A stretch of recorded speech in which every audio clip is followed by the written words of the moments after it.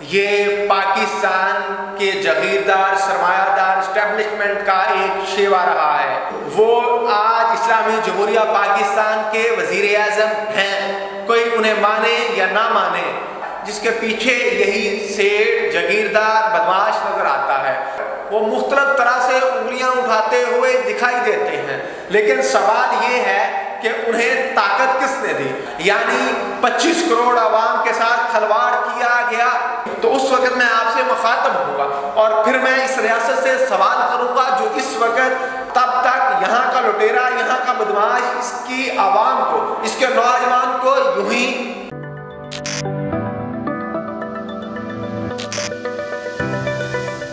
अस्सलाम वालेकुम नाज़रीन, मैं हूं आपका मेज़बान AK आज़ाद। आप देख रहे हैं नवाए इंसान।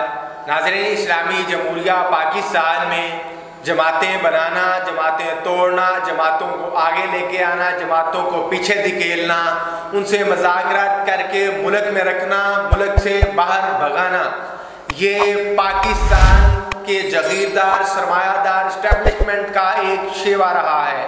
और इस शेवे पर अमल दरामद करते हुए आज इस्लामी जमहूरिया पाकिस्तान अगले दर्जे पर आन पहुंचा है। अब एस्टेब्लिशमेंट बेज़ाहिर ये दिखाई दे रही है कि हम किसी धड़े, किसी सियासी गिरोह के साथ नहीं हैं, लेकिन अगर तारीख के औराक उठा कर देखा जाए, आज के मुहर्रिकात को देखा जाए, तो ये हो नहीं सकता कि पाकिस्तानी एस्टेब्लिशमेंट यही कर रही होगी जो कि वो बता रही है। नाज़रीन, ये सारी सूरत हाल मैं इसलिए बयान करना चाह रहा हूँ कि कभी नवाज शरीफ कहता है मेरे साथ ये हुआ, कभी बेनज़ीर कहा करती थी, कभी जरदारी कहता है, और कभी इमरान खान ने मुख्तलिफ तरह के इल्ज़ामात लगाए। आज वही इमरान खान पाकिस्तान तहरीक इंसाफ के चेयरमैन, जिन पर आज मीडिया पर उनका नाम लेना भी जुर्म है। नाज़रीन, ये सारी सूरत हाल आपके सामने है। तो दूसरी तरफ आज इलेक्शन की बातें हो रही हैं। आज हमारे मौजूदा वज़ीर आज़म, जिन्हें 1.5 फुटिया यानी इस्लामाबाद के वज़ीर आज़म भी कहा जाता रहा, जो कुछ भी हो, वो आज इस्लामी जमहूरिया पाकिस्तान के वज़ीर आज़म हैं, कोई उन्हें माने या ना माने। एक और आज की जो बड़ी खबर है वो ये है कि तहरीक इंसाफ के साथ बैकडोर फिर से मुज़ाकरात शुरू कर दिए गए हैं। उन्हें कहा गया है कि आप इस तरह से ये बातें मानकर सिस्टम का हिस्सा बन जाओ, जबकि तहरीक इंसाफ के चेयरमैन इमरान खान साहब अभी कुछ आप कह लें कि शर्मीलेपन का इजहार कर रहे हैं। शायद वो समझ रहे हैं कि इस तरह से मुझे आगे लाने की बातें जो हैं ये कोई नई वारदात ना हो। नाज़रीन, आपने देखा होगा कि इमरान खान पर जिस तरह से 200-250 केसेस बने, और तीसरी तरफ अगर मैं आपको बात करता चलूँ, इमरान रियाज खान आज 66 रोज़ हो चुके हैं। 66 रोज़ के बाद भी इमरान रियाज लापता है। इसी तरह से तहरीक इंसाफ के बहुत से सोशल मीडिया एक्टिविस्ट हैं, इसी तरह से जर्नल यूट्यूबर हैं, सोशल मीडिया एक्टिविस्ट हैं, जिनका कोई अता पता नहीं। नाज़रीन, इसी तरह से इस्लामी जमहूरिया पाकिस्तान में काम करने वाले सोशल मीडिया एक्टिविस्ट भी मंजर से गायब हैं। इसी तरह से बहुत से यूट्यूबर जो 9 मई के वाक़े में मुलव्वस पाए गए या वहाँ पर कवरेज करते पकड़े गए, वो भी आज पाबंदे सलासल हैं। उनमें शेख अरकम सरे फहरिस्त हैं, जिनको इस बुनियाद पर उठाया गया या पकड़ा गया कि इन्होंने वहाँ पर कवरेज की और कोर कमांडर हाउस में अंदर गए। लेकिन ये सारी सूरत हाल एक तरफ है, दूसरी तरफ इन्हीं जमातों के साथ हमारे इस इस्लामी जमहूरिया पाकिस्तान में काम करने वाले अदारे आज इमरान खान को आगे लाने या पीछे लाने की बातें कर रहे हैं। मेरा एक सवाल है, इस्लामी जमहूरिया पाकिस्तान रियासत से, जो रियासत माँ की तरह होती है, कि आज इन सोशल मीडिया एक्टिविस्ट के साथ जो सलूक हुआ, इसका जिम्मेदार कौन होगा? जो आम पार्टी कारकुन है, जिनमें किसी से कोई लेना देना नहीं होता, वो सिर्फ मुल्क के लिए खड़े होते हैं। इस्लामी जमहूरिया पाकिस्तान का कोई भी नारा लेता है, उसके साथ खड़े हो जाते हैं। आज अगर जेलों में वो सड़ रहे हैं, अगर जेलों में पाबंदे सलासल हैं, तो उनका जिम्मेदार कौन है? किसके कहने पर यह सारा कुछ हुआ? कोई इन्वेस्टिगेशन नहीं होती। इस इस इस्लामी जमहूरिया पाकिस्तान में कोई चीज़ों का पता नहीं चलता। ये सारी एक ऐसी गुत्थी है जिसे ना हम कभी सुलझते देखा और ना ही सुलझते देख रहे हैं।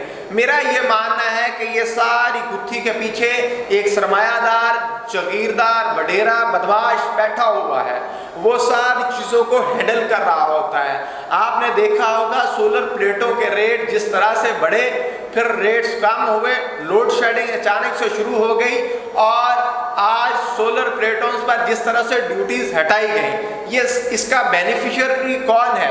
किसके कहने पर ये सारा खेल खेला जाता रहा? इसी तरह से चीनी के हवाले से हम बात करें, इसी तरह से गंदम के हवाले से बात करें, इसी तरह से कॉटन, किसान से जितनी भी अजनास हैं उनके हवाले से हम बात करें, इसी तरह प्रॉपर्टी के बिजनेस को देखते हैं तो इस्लामी जमहूरिया पाकिस्तान में एक हमें तूफान नजर आता है जिसके पीछे यही सेठ, जागीरदार, बदमाश नजर आता है। नाजरीन, ये सारी सूरत हाल है, वो पीछे बैठता है इन्हीं सियासतदानों को, इन्हीं इस्टेब्लिशमेंट के मोरों को इस्तेमाल करते हुए वो अपनी मर्जी की हुकूमतें बनाता है, अपनी मर्जी के वो सरकारी मुलाजमीन आगे लेके आता है। नाज़रीन, आपको इस चीज़ का अदराक है, ये सारी बातें मालूम हैं कि जब भी कोई इलेक्शन होता है, निगरान सेटअप बनता है, उसके लिए किस किस से मशावरत होती है। आज हमारे यहाँ अपोजिशन तो है नहीं, तो ये सारी चीज़ें किस तरह से तय पा रही हैं, इस पर तहरीक इंसाफ को बड़ी तशवीश है। आज शाह महमूद कुरैशी साहब ने प्रेस कॉन्फ्रेंस करते हुए इस पर तहफ़्ज़ात का इजहार भी किया, लेकिन इसके बावजूद भी क्या वो तहफ़्ज़ात दूर हो पाएंगे? बिल्कुल भी नहीं।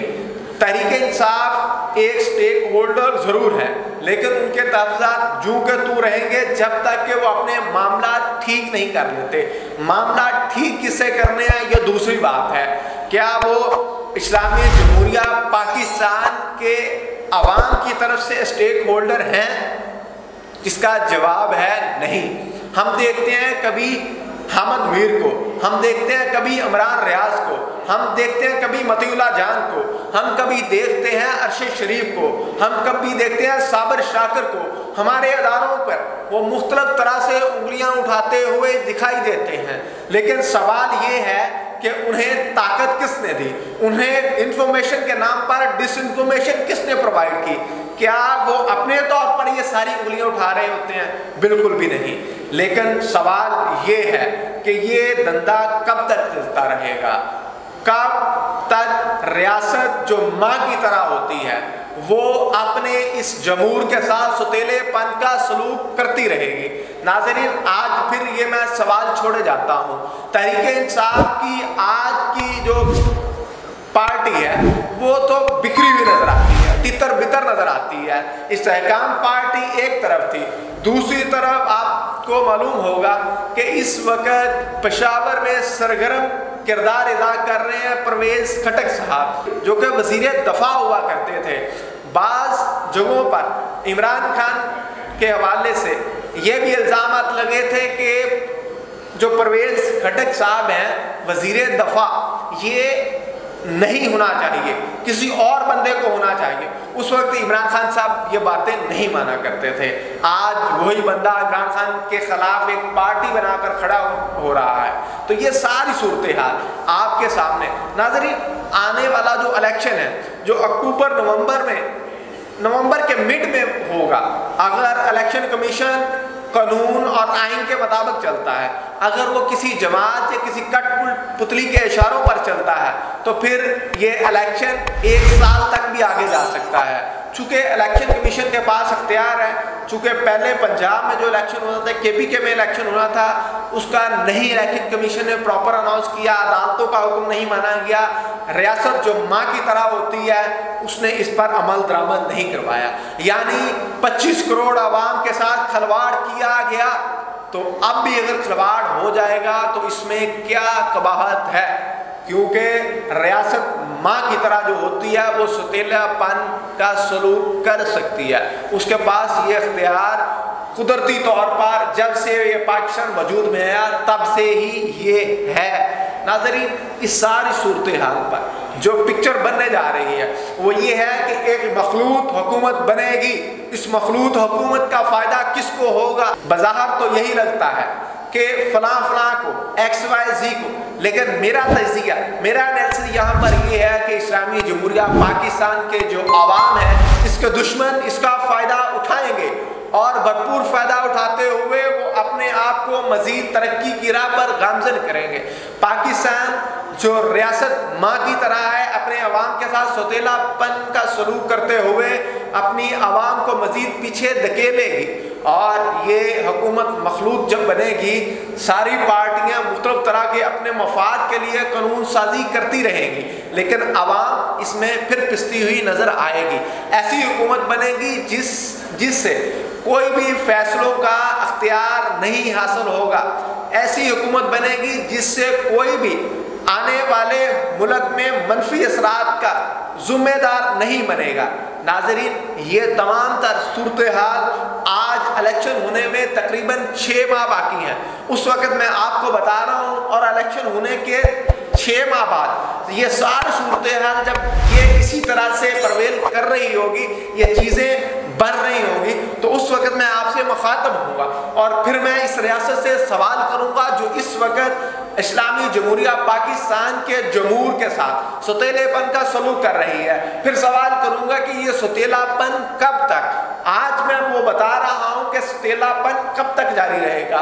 ये तब तक जारी रहेगा जब तक यहाँ के अवाम, यहाँ का नौजवान अपने शऊर की आबियारी नहीं कर लेता, यहाँ का नौजवान अपने शऊर को तकवीयत नहीं दे लेता, तब तक यहाँ का लुटेरा, यहाँ का बदमाश इसकी आवाम को, इसके नौजवान को यूं ही पागल और नीम मदहोश बनाता रहेगा। नाज़रीन, फैसला आपने करना है कि इसी तरह से पागलपन बनते रहना है या कि आपने अपनी तारीख के दायरे को बदलना है। इसी के साथ मुझे अपने मेज़बान AK आज़ाद को इजाज़त दीजिए। देखते रहिए नवाइंसान। अल्लाह निगहबान।